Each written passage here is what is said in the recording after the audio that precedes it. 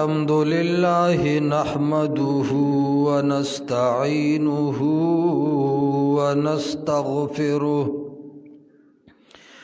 ونستغفره ونؤمن به ونتوكل عليه ونعوذ بالله من شرور أنفسنا ومن سيئات أعمالنا من يهده الله فلا مضل له ومن يضلله فلا هادي له وأشهد أن لا إله إلا الله وحده لا شريك له وأشهد أن محمدا عبده ورسوله أما بعد فأعوذ بالله من الشيطان الرجيم بسم الله الرحمن الرحيم من يطع الله والرسول فأولئك مع الذين أنعم الله عليهم من النبيين والصديقين والشهداء والصالحين وحسن أولئك رفيقا وقال قائدنا الأعظم رسول الله صلى الله عليه وسلم من أحب سنتي فقد أحبني ومن أحبني كان معي في الجنة أو كما قال رسول الله صلى الله عليه وسلم انتهائی واجب الاحترام مسلمانانو او کورونو کی اوریدونکو با پردہ و با حیا زنانو د اللہ رب العزت د کلام پاک کم تلاوت ماؤ کو دیکھی د رسول اللہ صلی اللہ علیہ وسلم سرا محبت اور د پیغمبر علیہ الصلوۃ والسلام اطاعت او حکم منلو طرف تا رب العالمین ترغیب ورکڑے دے دا پا ہر مسلمان باندے ضروری دی چی دا دبا دا رسول اللہ صلی اللہ علیہ وسلم سر مینی دا پا ہر مسلمان باندے ضروری دی چی دا دبا دا رسول اللہ صلی اللہ علیہ وسلم سرا مینی محبت بئی اور دا ہم دا مسلمانانو یو اہم ذمہ داری دا چی مسلمانان با دا رسول اللہ علیہ السلام اطاعت کئی نن دا یو غٹا مسئلہ جوڑا شوے دا چیر زما دا نبی علیہ السلام سر مین دا لیکن سوک چی دا چا سر مین کئی دا آغا پا طرز و قدم باند روانی که نی روان ضرور روانی مین دا رسول اللہ سر آغی زین معلومی گی چی تا دا آغا تابدار سو رئی ہر سڑی دا دی خبری طرف تا شوق کئی مین ساتی چه دا اللہ دا پیغمبر سر می مین دا دعوی خود ہر سڑی دا رونو ار یو انسان داوی چه زمار پیغمبر علیہ السلام سر مین دا محبت میں دے عاشق رسولیم وغیرہ ذالک لیکن پتہ با علی لگی چه دا رسول اللہ علیہ السلام تابدار سو رہے د رسول الله علیه السلام په طریقو باندې ماین سورئ د رسول الله علیه السلام دین ته تیار سورئ دا هغه د دین او د سنت حفاظت کې کاغه کې د بدعت راځي دي بدعتي سړی او مشرک سړی دی چر هم د الله د پیغمبر مینا کون کې نشي جوړې دی اور دی د الله د پیغمبر اطاعت کون کې نشي جوړې دی زکه د الله د پیغمبر مینا دادا د الله د پیغمبر سره محبت دادې ورونو چې د الله د حبیب تابعدار شي غم کې هم د الله د پیغمبر طریقہ نو په خاده کې هم د الله د پیغمبر صلی الله علیه وسلم طریقہ اور په معاملاتو کې هم د الله د پیغمبر طریقہ نو غمونو کې بلا بدعات دی راځي دي خادو کې دی بلا بدعات راځي دي او چې کینی وی ز عاشق رسول یما وی زمانه پیغمبر علیہ السلام سره مینه ده نه چا سره چې مینه ای دا هغه تابعداري کې غم کې د رسول الله تابعداري وکا نو واقع چې ستا رسول الله سره مینه ده خادی در باندې رااله د پیغمبر علیہ السلام سره د هغه تابعداري وکا نو واقع چې ستا د پیغمبر علیہ السلام سره مینه ده خو چې اس په خله د مینې داوی اخلو کې بدعات دا خو د رسول الله سره مینه نه ده دا خو د رسول الله سره دشمنی ده پیغمبر علیہ السلام یو کار نه دی کړی او ته کې دین وته وي نو دا خو د رسول الله سره دشمنی ده دشمنی ته دین وي دشمنی ته محبت وي د دې مثال داسې ده لکه یو سړی چې د روح حفظي بوتل کې شراب واچي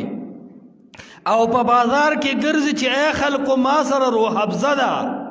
دا به دې رښتیا وي که دروغ به وي دروغ به وي دا خو شراب دي تا په د روح حفظي نوم ایښی دی نو پیغمبر علیہ السلام سره د عشق نوم اخلي پیغمبر علیہ السلام سره د مینې نوم اخلي د پیغمبر علیہ السلام د محبت دعوی کې حال دا دی چې شرکیات او بدعات او رسم او رواج نه د ژوند ډک دی نو عرض می دا کو د پیغمبر علیہ السلام سره مینه د هر مسلمان د پاره ضروری ده د پیغمبر علیہ السلام د مینې نه بغیر ژوند نشي تیرولې د پیغمبر علیہ السلام د مینې او د محبت نه بغیر ایمان نشي تیرولې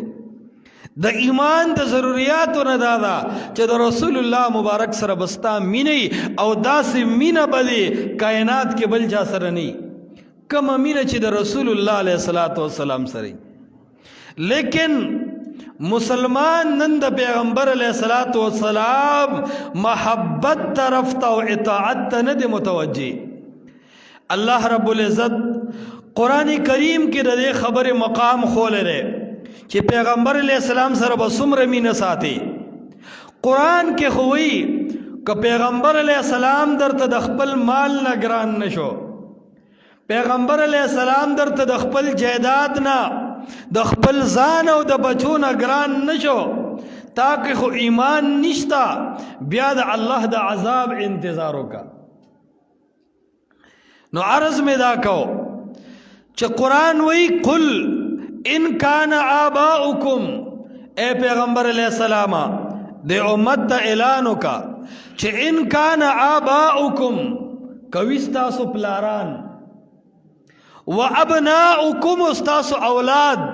واخوانکم او استاسو رونا وازواجکم استاسو بیبیانی وعشیرتکم استاسو خاندان واموال اقترفتموها وتجارت تخشون کسادها استاسو تجارتنا اور استاسو مالنا احب الیکم من الله ورسوله وجهاده دا تاسو ته د الله او د رسول نه زیات خواږي کمور پلار او دنیا او تجارت سره دی مینا او د بچو سره دی مینا د الله نه زیاته ده د رسول الله نه زیاته ده د جهاد نه زیاته ده فتربصوا حتى ياتي الله بامره بیا خدا الله د عذاب انتظار وکا اشاره د دې خبره طرف ته چې اولنې محبت د الله سره او دویم محبت د الله د رسول سره دا ضرور دی په مسلمان باندې. لیکن نن مسلمان سره د ښځې مینه شته، ځکه خاده کې او په غم کې د ښځې مني او د رسول الله نه مني. موازنه پکار ده چې نن زمون اولاد سره ډیره مینه ده او که رسول الله والله سره ده. نن ستا مال سره ډیره مینه ده که الله او رسول الله سره ډیره مینه ده. نن ستا ښځې سره ډیره مینه ده که الله او رسول الله سره ډیره مینه ده. لږ وتله غم چې راغی او مړی وشو او ښځو درته اعلان وکړو، زړې بوډۍ هم درته آواز وکړو چې ګوره میخ حلاله که اوله شپې سپوره نشي. او رسول الله مبارک فرمایي چې د مړي په کور کې به لوګي نه کېږي او د مړي د کور نه به خوراک نه کوي. نو چې کله یو طرف ته الله دی، رسول الله دی، او بل طرف ته ښځه ده او ابۍ او د بوډۍ ده، تا الله پرېښودو، تا رسول الله پرېښودو او تا د ابۍ د مجبورۍ د وجې نه میخ حلاله کړه. تا الله سره محبت شته؟ ستا رسول الله سره محبت شته؟ نشته. دغه رنګې د جمعې شپه راله، رسول الله علیه السلام فرمایي لا تختصوا لیلة الجمعة بقیام من بین اللیالی. د جمعې شپه به د عبادتونو دپاره نه خاص کې او زړې ابۍ درته ووي یا کور کې درته ښځې ووي چې د جمعې شپې خیرات دې ونه کو، سړی د نغر کېږي. دې تازه تازه کې وي خیرات ښیي که نه؟ وایي ړومبو ورځو کې ورته حاجت زیات دی، فرشتو وي لږ تنګ کړی دی. هلته د عمران خان حکومت په مخ اخیستی دی، هلته فرشتې جاته سوي، دلته خو لاکډاونې دي او وغیره ذالکه که نه منګایې دي. هلته څه مسله ده؟ د هغه ځای لاک ډاون او د هغه ځای منګایي. اب په خیراتونو په دیګونو چې ختمېدی، ابولهب او ابو طالب به نن د جنت په کنارو ناستو. نو دا درته وایي چې د جمعې شپې خیرات ګورې پرې نه دی او رسول الله مبارک دې پرېښود او تا د جمعې شپې سره خیرات خاص کو. ستا د الله او د رسول الله سره مینه شته؟ نو څنګه چغې وایې چې زه عاشق رسول یم؟ څنګه چغې وایې چې زه محبت رسول باندې پوهېږم؟ زه د رسول الله سره مینه کوم. لوی دشمن خو د رسول الله ته چې د هغه راوړلی شوي دین دې کافي ونه ګڼو، بدعات او رسومات دې پکې راوباسل. او کله کله چې سپینګیره وفات کیږي، ابې وفات کیږي، نصیحت او وصیت وکي، وایي ګورې مولان نوې راوتي دي، مسله بدله شوې ده، وایي یاد ساته ما پسې به ګورې د صابون چکې په مقبره کې تقسیمې، وایي اسقاط دې هېر نشي، د جمعې د شپې خیرات دې هېر نشي. او ګورې که خلک مري او که چوینې وي ما پسې به سلوېختي کې، حالن کې سلوېختي د هندوانو رسم دی، د مسلمان رسم د مسلمان دین کې د دې څه ثبوت نشته. بهرحال نو د الله او د رسول الله سره مینه دادا. ان کنتم تحبون الله فاتبعوني، اے خلقو که د رب سره مینه ساته فاتبعوني، د محمد مصطفی اتباع کې. جن کې غم او خادي د الله د پیغمبر په طریقه باندې کا، جن کې خوشحالو ته ګوره، مصیبتونو ختمېدو ته ګوره. نن چې مسلمان باندې غم وشي او کور ته لړ شي او بالپن راوالي د لکونو نه په خرچه زیاته یې که نه زیاته، دا غم الله راوستی و. د دې طریقه رسول الله بیان کړی ده. آیا الله او رسول الله به تا د لکونو روپو تاوان کې راولي؟ دا د ځان په خپله تاواني کو. خاده کې چې تا د یوې هفتې نه اجلاګان راوستي دي او ګډېږي او د ټول چم ښځې دې ورته راغونډې کړي دي او د کروڑونو روپو خرچې در باندې رالې، دا تا ته الله او رسول الله تاواني کړې که ځان دې به خپله تاواني کو؟ دا ځان تا خپله تاواني کو. انن کې رسول الله د طرف نه رب العالمین خو اعلان کړو یرید الله بكم اليسر ولا يريد بكم العسر. الله پتا سو اسانتیا خوخی، الله نه غواړي چې پتا سو باندې سختیا راشي. خو تا په خپل د بوډۍ منل او د ښځو د منل بس همدغه حساب کتاب دی. ځان خو دا دله سړي غونده کې کلک کا که نه. پخوا یو سړي ته ښځې کټوی کېښوده سالن، د چې سالن نه نوړی واغسته نو ښځې ته وایي چې خپه نشي خو دې کټوۍ کې خو مالګه کمه ده بس هغه هم شپاړسم پاس وه چې ګړس چې د مخامخ بانډې وله والی دی غاښونه یې وله مات کړي دي د کېړۍ لاس کې ونیولې او تر وره پورې منډه کړه ور کې ښځې ته وایي که خوله مې ماته کې خو بیا به م وایم چې مالګه پکې زیاته ده یا کمه ده نو کم از کم کېړۍ ترخ کې ونیسه د ور نه چغه ووخه خو دا ورته ووایه چې دا درېیمه اومه او څلوېښتي د الله د پیغمبر طریقه نه ده که مخامخ نه شي ویلې ور نه خو چغه والی شي که نه خو دا د الله قانون دی میډم چې یو بیل پاس کړي که نه نو خلک وایي یاره اسمبلی کې بیل پاس شوی دی څه به کېږي زه هم د اسمبلی د بیل خو سیاسیان به باسي احتجاج به وکړي میډم چې کور کې بیل پاس کړي د هغې خلاف به څه کېږي سړی غریب خو غږ نشي کولی د مولا تعویز کار نه کوي نو بل به څه کېږي خبره پوهېږي که نه بدعتي مولا دا مقتدیان نه تپوس کړو چې څه پوزیشن دی ما خو د سره ژوند تېر کو څه مزه شته هغې وایي چې تېر عمر د تعویزونه وکړو یو زمونږ ښځه دې سمه نه کړه نو ته وایي چې دا الله د بره نه کږې رالیږلي دي دا چې زما تعویزونه یې غولې خو ډېر ښه کار و نو بهرحال خزو ته دینی تعلیم ورکې د الله او د الله د رسول سره محبت دا دی چې د پیغمبر علیه السلام تابعدار شه غم کې د پیغمبر علیه السلام تابعداري خاده کې د رسول الله صلی الله علیه وسلم تابعداري کله چې دا تابعداري شروع کړه الله به د هر مشکل حل کړي د صحابه کرامو جون ته وګوره د الله د پیغمبر سره د صحابو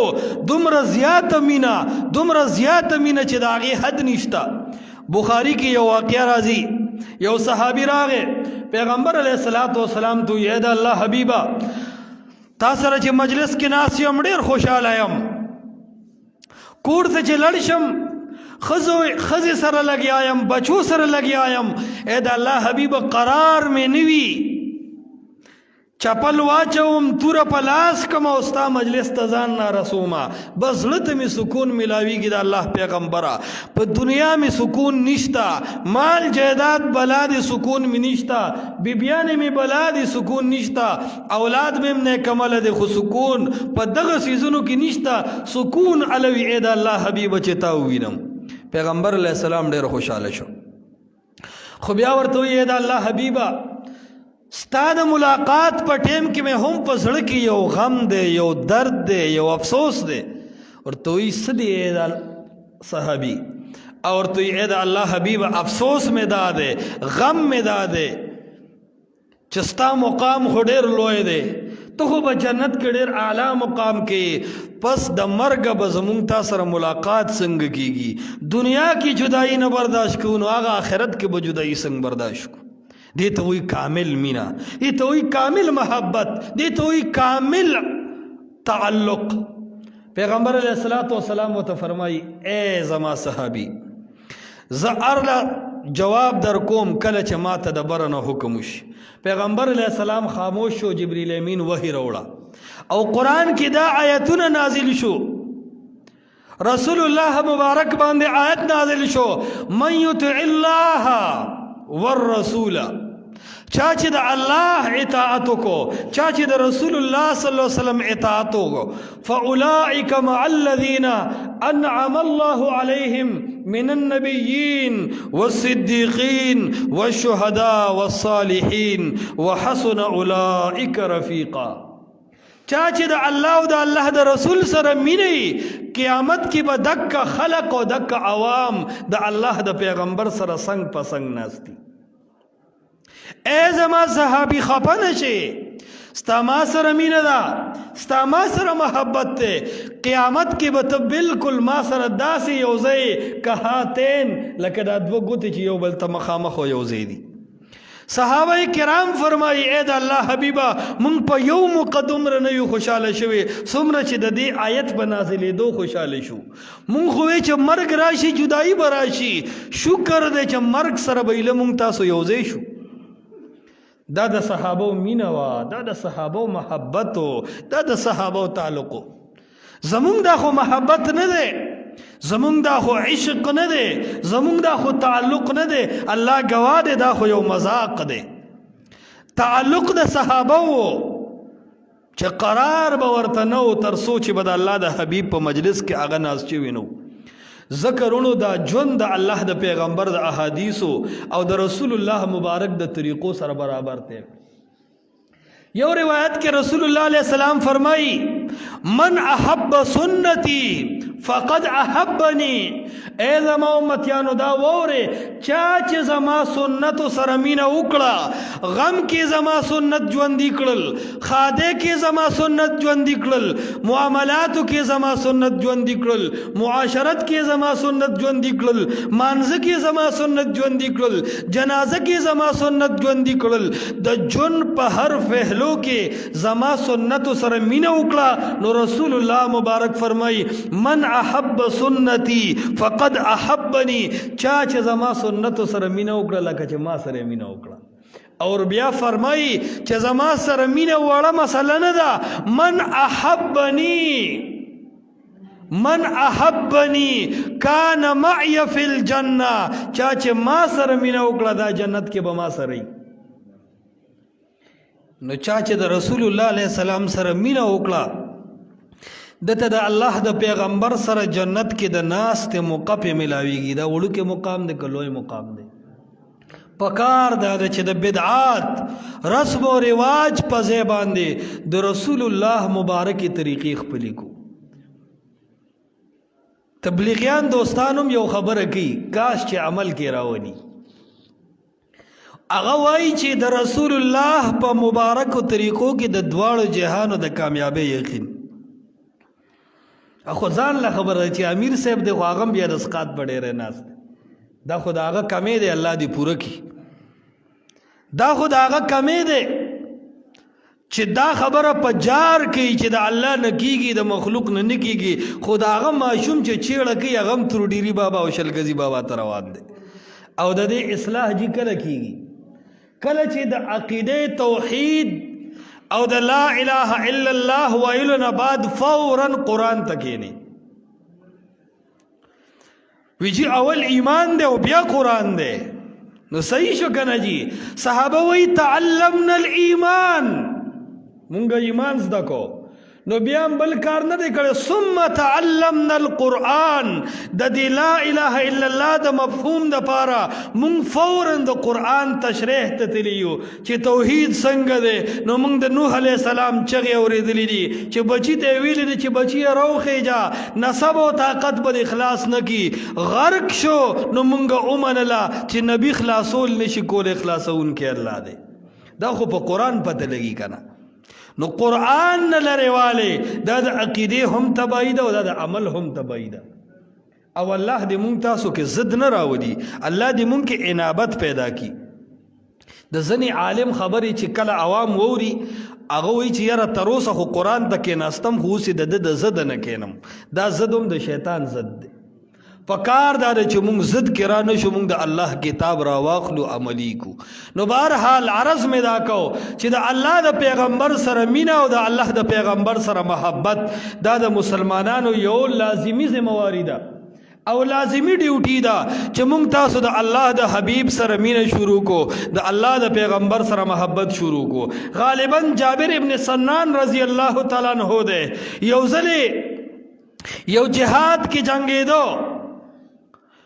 او په دغه جنگ کې پلارو مو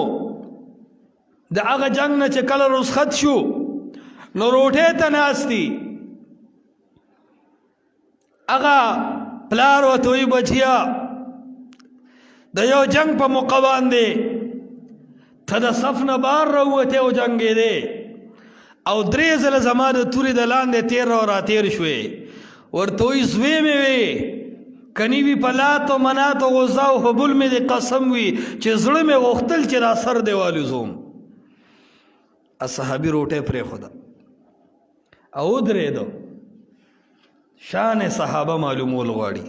او درے دو ورتوی اے پلارا آغا دا اسمان رب دے پدے خبر گواو سیدہ خبر اورا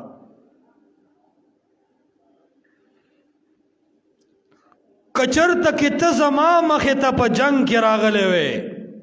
او دوران جهاد زمان نظر په دی معنی باندې پتا لګېدلې وي چې زه د یو رب आवाज لګوم، زه د توحید आवाज لګوم. ته د لات منات غوزا او هبل او د وخت د پیرانو د بندګۍ په وجه د محمد مصطفی خلاف بغاوت کې جهاد تراوته وی پر رب مې د قسمی ته خود تورینا تیرېدل وای که زمان نظر هم پتا لګېدلې وي ستا د کپرې په وخو به اسمان کې مرغو مزی آغسته وی. چې کله د رسول الله مجلس تراغه پیغمبر علیه السلام ته په وحی باندې جبرئیل دا ټوله کیسه وکړه چې ستا په وجه باندې پلار او زوی نن په دې مسله باندې شر کړی دی. پیغمبر علیه السلام ورته راتلو سره فرمایي ای سنان زه تاله د جنت زیری درکو. د صحابه داسې مینه د پیغمبر علیه السلام د پاره چې پلار هم قرباني. ولې قرباني؟ د الله د پیغمبر مخې ته راځي. ښځه او بچي هم قرباني. ولې؟ د الله د پیغمبر مخې ته راځي او د الله د پیغمبر د پیغام مخې ته راځي. نو عرض مې دا کورونو چې د الله د پیغمبر سره مینه او محبت دا د تمام انسانانو ذمہداری ده. د رسول الله سره به مینه پیدا کو، د الله د پیغمبر سره به محبت پیدا کو او د الله او د الله د رسول سره محبت دا ده چې د هغې اتباع وکړه. غم کې هم خپل ژوند د رسول الله د ارشاداتو مطابق کا، خاده کې هم ژوند د رسول الله علیه السلام د ارشاداتو مطابق کا. یو صحابي د تاسو به نوم اوریدلی سیدنا طلحه رضی الله تعالی عنہ جهاد کې د الله د حبیب په دفاع کې ولاړ دی او ولس غشي د پسینه باندې لګي په بدر کې ولس غشی پہ لگی لیکن سینہ نہ رستو کئی او کافر توی غش وروروے ترسو چې په طلحه کې ساوی د رسول الله مبارک په مخ باندې به غشی نه لگی اول به د طلحه په سینه باندې لگی. اکا طلحه دے د الله حبیب سره ډیره به حد مینه وا بلکې په محبت رسول کې د طلحه مقام ډیرو کې اوچتو. نوجوان دی وګوره نوجوانۍ کې د دین خدمت، نوجوانۍ کې د الله او د الله د رسول احکامات فالو کول دا ډیره لویه خبره ده. طلحه رضی الله تعالی عنہ به ډیره مینه کوله. پیغمبر علیه السلام یو ځل وفرمایل په الله قسم صحابو کې چې زه طلحه وینم زه حیران شم چې الله دې داسې نوجوانان په هر دور کې ساتي. یو ځل به پیغمبر علیه السلام امتحان کو ورته وی اے طلحه اذهب لاړ شه اور د پلار سر دی په توره کې ماته راوړه. امتحان کله کله استاد په شاګردانو کوي. پیغمبر علیہ السلام په طلحه امتحان کوي اے طلحه د پلار سر دی راوړه. وای چې دا ټکی طلحه رضی الله تعالی عنہ وورید نو چې نبی علیہ السلام ته आवाज کو سترګې ښکته وي برې نه دي کتلې فورا تاو شو آس باندې وروختو او چې څنګه وروته نو فورا ورپسې د الله حبیب صحابه ولېږل چې لاړل. پیغمبر علیہ الصلوۃ والسلام ورته فرمایل دی را واپس کې را واپس کو. کله چې راغې پیغمبر علیہ الصلوۃ والسلام ورته فرمایي اے طلحه انی لم ابعث بقطیعت رحم. اے طلحه تا ته د الله د طرف نه مبارکی دا امتحان کې پاس شوې. زه خو الله د رشتو د کټکولو د پاره نه یم را لېږلې، زه الله د ښځې او د خاوند د اختلاف د پاره نه یم را لېږلې، زه الله د پلار او د زوی جدا کولو د پاره نه یم را لېږلې، زه الله د توړ د پاره نه یم را لېږلې، الله د جوړ د پاره را لېږلې. دعا یې وکړه اے رب العالمین د طلحه پلار ته ایمان نصیب کې. پلار لږ ساعت بعد راغې رسول الله مبارک ته فرمایي اے د الله حبیبا ډیر عمر مې د لات منات غزا او حبل په نوم باندې منښتې کړي دي، ډیر عمر مې په دغه قبرونو شالونه اچولي دي، ډیر عمر مې دغه قبرونو ته شمې بلې کړي دي، ډیر عمر مو د دغه قبرونو کاڼي په خپو باندې وخلي دي. نن دا گواهی کوم اشهد ان لا اله الا الله واشهد ان محمدا عبده ورسوله. زنن دا اعلان کوم چې الله وحده لا شریک دے، حاجت روا صرف یو اللہ، مشکل کشا صرف یو اللہ، اولاد ورکون کے یو اللہ، بغیر اسباب اور رسیدن کے یو اللہ. دا ټول اللہ تا محتاج دی، اللہ دی تا محتاج نہ دے. اللہ ورته ایمان نصیب کو. نو عرض میں دا کو د صحابه د رسول الله علیه السلام سره مینه وا امدک طلحه رضی الله تعالی عنہ دې د الله د حبیب ور سره هم ډیره زیاته مینه وا سو وخت بعد خبر راغې پیغمبر علیه الصلاۃ والسلام ته چې جی طلحه صاحب کم غشي خوړلی دي د هغې نه طلحه صاحب بیمار دی او ډېر په سخت حالت کې دی د الله حبیب خپل هم زخمی و پیغمبر علیه السلام روان شو د طلحه رضی الله تعالی عنہ عیادت له کله چې پیغمبر علیه السلام لاړ او د طلحه حال ته وکتل نو د پوزې په رنګ کې زیړوالی و د مخ سرخي ناسته وه او د سترګو کتل یې کمزوري و د الله حبیب یې ونه پېژند پیغمبر علیه السلام وفرمایل چې زه واپس کېږم د ده د کور یو سړی دی ما سره میلاو شي پیغمبر علیه السلام چې کله واپس کېدو نو ورور ته وله غوږ کې وویل که طلحه وفات شو نو ما ته خبر راکې اگر که شپه وي خو بیا هم ما خبر کې هغې ورته ډېره ښه ده دکه نه مخکې طلحه رضی الله تعالی عنہ وصیت کړو چې که زه د شپې وفات شم پیغمبر علیه السلام له به تکلیف نه ورکوی هغه خپل جهادونو کې ډېر زرې زرې شوی دی ستړی دی زما د جنازې دپاره به پیغمبر علیه السلام نه راغواړی حالانکې پیغمبر علیه السلام وایي چې په ده باندې به جنازه زه خپله کوم چې پیغمبر علیه السلام ووتو د طلحه حالت سخت شو د ځنکدن آثار پې شروع شو او ګوره صحابه د دې پابندو چې سړی د شپې مړ شو بس د شپې دفن کا دا نه چې 10 بجې به جنازه وي او د پلانکي ځای سیټ صاحب او کونسلر صاحب او جنرل صاحب او دارنګې ناظم صاحب او دارنګې میجر صاحب آټر پر والا خلک به راځي نه چې سړی وفات شو د پیغمبر علیه السلام ارشاد دی فرمان دی چې بس اسرعوا بالدفن بیا فوراً د دفن انتظام کوي دا خلک ایسارول او دا ټوله شپه په مړو تېرول د اسلام خلاف دي نو هغې په سنتو باندې مینو کني پیغمبر علیه السلام ته جنازه ایسارول کمال ښکاري که نه ښکاري هغې رسول الله مبارک ته جنازه نه ایساروي نن ته د کلي خان او نواب ته ایسارې زوی د بار ملک نه را روان دی جی پلانکې را روان دی نه بس فوراً دفن کوا بہرحال چې څنګه طلحه صاحب وفات شو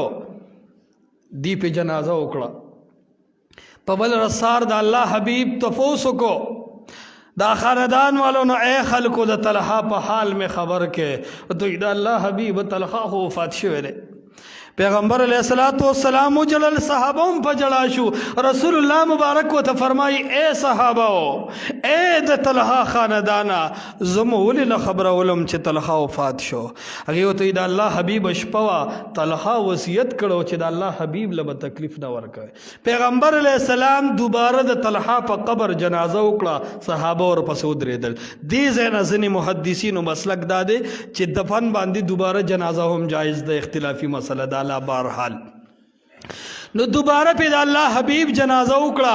اور دا جنازے نہ بعد پیغمبر پاک علیہ السلام دعا کی دا طلحہ پہ حق کی اللہم الق طلحہ یضحک الیکا و تضحک الیہ اے اللہ دا طلحہ سر دا سے ملاوشی چھ طلحہ تا تخان دی و تو طلحہ تخان دی دا د طلحه محبت او د الله حبیب په داسې الفاظ استای اللهم الق طلحه یضحک الیک وتضحک الیه اے الله طلحه سره ملاقات وکې نو داسې ملاقات وکې چې طلحه تا تخاندي او تو طلحه تخاندي دا شرف بل چاته حاصل کیږي دا د الله د حبیب صحابه ته حاصل کیږي ولی حاصل کیږي رونو سوچ پکار دے دا اللہ دا حبیب سر مینا وا دا اللہ دا حبیب اطاعتو دا اللہ توحید په صحیح مانو سر پیجندلو اللہ دے مونږ تاسو هم دا اللہ دا پیغمبر تابعدار کی او اللہ دے کی چې مونږ تاسو په صحیح مانو سر دا اللہ دا پیغمبر سر محبت کوونکی شو اسی د نوم خلق جوړ نشو اسی د دعوی کولو والا جوړ نشو دین به د خپل مزاج تابع نه ګرځي دین کې به د چا منی او په د چا په طریقه د رسول الله علیه السلام دا نه چې دین خو زما خپل شی دی ا مشهور خبره ده چرته کې یو هندو هغه قبله ته متیازه کولی پښتون خو زنده آباد کنه د چې لیدلې دی نو ورته وایي چې ښه سترګې په بډه والي دي که د ټیم چشمې دی چولي دا قبله نه ویني بس کېړه یې ایستې ده او خو سر او خپې وله یو کړي دي هندو خو ملامت او چې د مسلمان د قبلې بېعزتي دی کوي نو خود به دا علي خو زړه کې و چې زه دی به هم چېته خطا شي ځه غږ یې مه کوه نمبر به پې زما راشي سیاسیانو ده ورته یې خیال و چې کله د ده نمبر او کله زما نو سره بعد پښتون له متیاو زور ورکړی دی نو چې متیازې زور ورکړي خو بیا سړي د قبلې او نورخاته ته خیال نه بس ده چې په بردواغ بورډ راخ کې دی نو دم قبلې ته متیازې کړي دي او هندو پې راغلی دی خوا خو ډېر زړور ونه که نه د مسلمان له خو الله یو روب هم ورکړی دی دلې دیکې میکې ورکولې چې دا تا چې دې غاړې ته مخ کړی دی هغه پر دغاغ وتړو بیا یې پې را باندې که ورته وایي د خره زیه زما خپله قبله ده که محکوم وته که شاکوم وته ستا ورکې څه کار دی نن مسلمان د دین نه خپله قبله جوړه کړې ده که زه غم کې بدعات کوم که رسومات کوم د مولا ورکې څه کار دی که زه خاده کې ډمې ګاډوم که اجلاګان راولم او که نعتونه پکې غږوم زما غم او زما خاده سره د مولا څه کار دی ستا غم او ستا خاده سره د مولا کار نشته لیکن ستا غم او ستا خاده سره د محمد مصطفی او د الله د قانون تعلق ضرور شته ته که ځان ته مسلمان وې ته به لا او قانون او لیګل طریقه ته الله او د رسول الله استعماله او که ته آزاد سړی خو بس دنیا ستا ده چې څه کې کوه آخرت کې فالنار مثوی لهم ستا ټکانه بیا جهنم دی نو وروڼو چې د اسلام دعوه کوو نن موږ مسلمانان یو ټول خو د اسلام دعوه کوو که نه او په دې خوشحاله یو چې مسلمانان یو که نه د اسلام دعوه هم کوو خو د اسلام هغه مینه رانه وتېره د اسلام هغه ذایقه زموږ نه ختم شوې ده د اسلام هغه اثر ګورې د مسلمان نه ختم شوی دی پخوا چېرته یو سړي ته چا د لاډو صفت کړو لاډو مو لیدلی دی خوږ شي وي خړ غونده کې وي نو ده ورته وایي چې لاډو که د چېرته کې وخوړو دا ډېر د کار شی دی هغوی د ده انتخابي نشان څه دی وی یو نشان یې دا دی چې ده کې به اډوکې نه وي صحیح شو دویم وی دا به ګول مول وي وی دریم وی دا به پوس وي نو وی دا ډېر خوږي بس ده خو دا واورېده چې زه به دا لاډو چېرته خورم نو په لار چې ته روانو خرې پچې کړی وی نو هغې یې چېرته لیدلې ده نو ده چې وکتل چې اول صفت خو ورکېدی شي ګول دی بیا یې وی چې اډوکې نو چې په منځ یې دوه کوشي کې اډوکې هم نه و چې بیا خو دویمه خبره ده دریم دا چې سته هم نه دی نو ده داسې لږ غونده کې سکلی دی نو هغه وی چې یاره ده خو وی چې خوږي ده خو ډېر په من شی دی خو غورځوو یې نه بیا یې چې وسکو نو بیا هم پې بد ولګېدو دی ورته وایي یې خو وي د باران اوبو درنه ذایقه وړې ده یعنی غرزوم خو دی نه یې مکه لاړو یې خو د باران اوبو درنه ذایقه وړې ده زه مسلمانان یو خو د بدعاتو رواجونو شرکیاتو او د قرآن مخالفت رانه د مسلمانۍ ذایقه وړې ده نورو مکه سې ګول مول مسلمانان یو الله گواه دی څو ورځې مخکې په یو ځای کې د ګستاخ رسول آواز وشو د قرآن بېعزتي وشوه هغه سړی خلکو د خپو نه تړلې راکاږو که رای نه کاږو 400 کې ته عوامو ساو باسله که ویې نه باسله په رب مې د قسم وي زمونږ عوام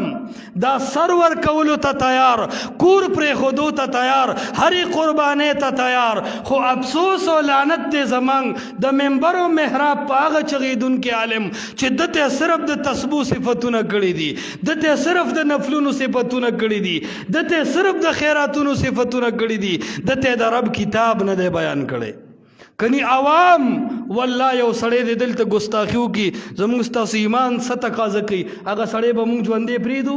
مونږ به حکومت تم صبر ونه کو مونږ به وایو زما د پیغمبر ګستاخي کړې ده زمونږ د قرآن ګستاخي کړې ده مونږ یې وجنو الله دې دا جذبه عوامو کې ژوندی ساتي لیکن عوامو له پکار دا دي د الله کتاب د رسول الله علیه السلام حدیث زمونږ لا او قانون دا دی پکار دا چې دا قانون خپل کو الله رب العالمین دې اول ما ته راپسې تاسو له د عمل توفیق راکړي واخر دعوانا الحمدلله رب العالمین یا رب العالمین